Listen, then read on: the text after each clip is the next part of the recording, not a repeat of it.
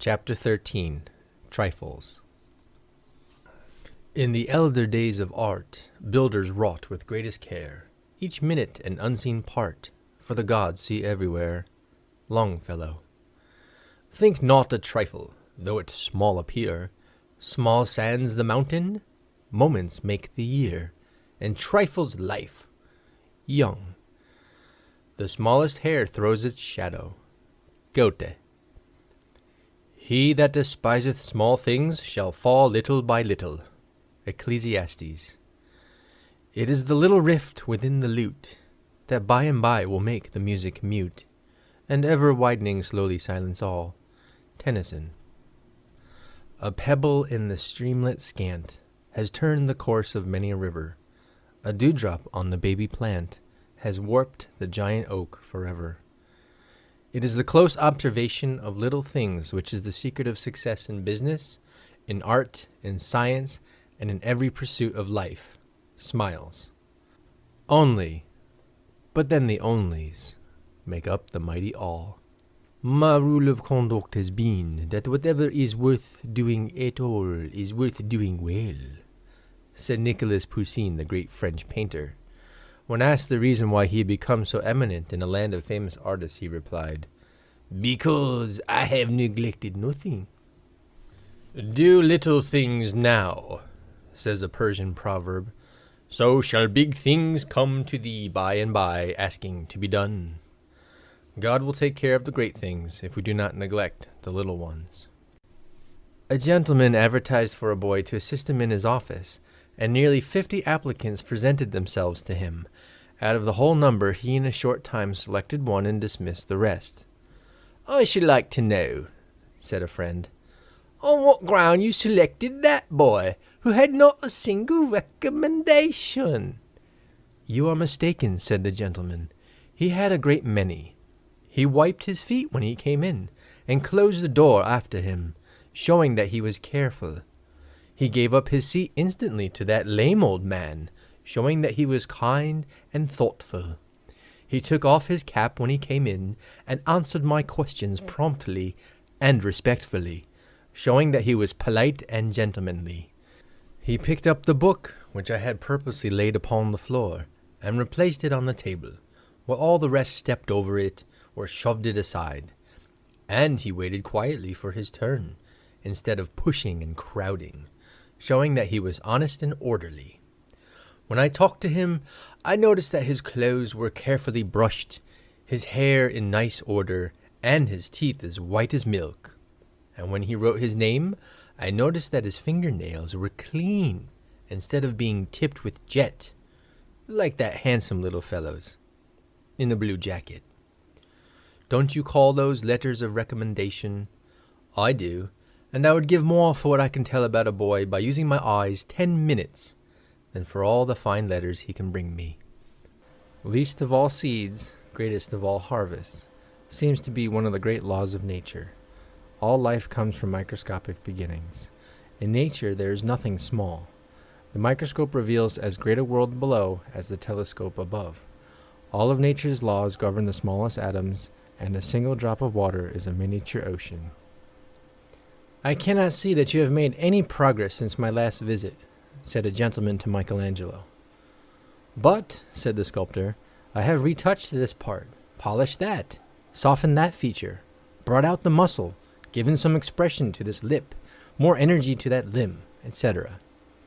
"But they are trifles," exclaimed the visitor. "It may be so," replied the great artist, "but trifles make perfection, and perfection is no trifle. That infinite patience which made Michelangelo spend a week in bringing out a muscle in a statue with more vital fidelity to truth, or Gerhard Dow a day in giving the right effect to a dewdrop on a cabbage leaf, makes all the difference between success and failure." "Of what use is it?" people ask with a sneer when Franklin told of his discovery that lightning and electricity are identical. "What is the use of a child?" replied Franklin. "It may become a man." In the earliest days of cotton spinning, the small fibers would stick to the bobbins and make it necessary to stop and clear the machinery. Although this loss of time reduced the earnings of the operatives, the father of Robert Peel noticed that one of his spinners always drew full pay, as his machine never stopped. "How is this, Dick?" asked Mr. Peel one day. "The onlookers tell me your bobbins are always clean." "Aye, that they be," replied Dick Ferguson. "How do you manage it, Dick?" "Why, you see, Mr. Peel," said the workman, "it is sort of a secret. If I told you, you'd be as wise as I am."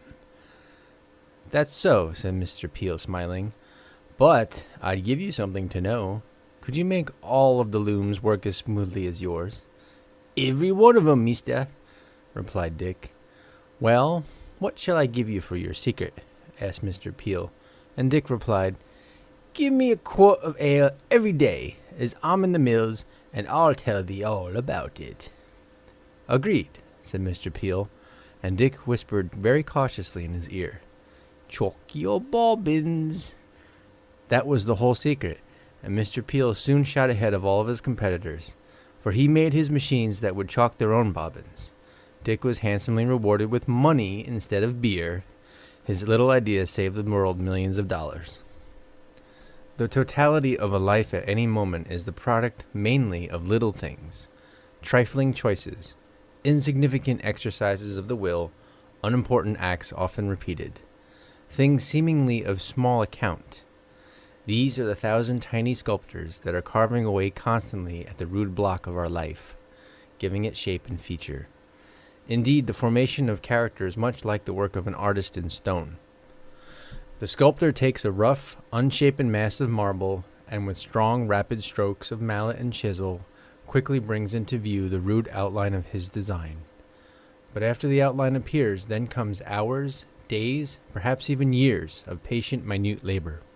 A novice might see no change in the statue from one day to another, for though the chisel touches the stone 1,000 times, it touches as lightly as the fall of a raindrop, but each touch leaves a mark. The smallest thing becomes respectable when regarded as the commencement of what has advanced or is advancing into magnificence. The crude settlement of Romulus would have remained an insignificant circumstance and might have justly sunk into oblivion if Rome had not at length commanded the world. Beecher says that men, in their property, are afraid of conflagrations and lightning strokes. But if they were building a wharf in Panama, 1,000,000 madrepores, so small that only the microscope could detect them, would begin to bore the piles down under the water. There would be neither noise nor foam, but in a little while, if a child did but touch the post, over it would fall as if a saw had cut it through. Men think, with regard to their conduct, that if they were to lift themselves up gigantically and commit some crashing sin, they should never be able to hold up their heads, but they will harbor in their souls little sins, which are piercing and eating them away to inevitable ruin. Lichens, of themselves of little value, prepare the way for important vegetation. They deposit, in dying, an acid which wears away the rock and prepares the mold necessary for the nourishment of superior plants. It was but a tiny rivulet trickling down the embankment that started the terrible Johnstown flood and swept thousands into eternity. One noble heroic act has elevated a nation. Franklin's whole career was changed by a torn copy of Cotton Mather's essays to do good. Taking up a stone to throw at a turtle was the turning point in Theodore Parker's life. As he raised the stone, something within him said, "Don't do it." And he didn't. He went home and asked his mother what it was in him that said, "Don't." She told him it was conscience. Small things become great when a great soul sees them. A child, when asked why a certain tree grew crooked, answered, "Somebody trod upon it when it was a little fellow."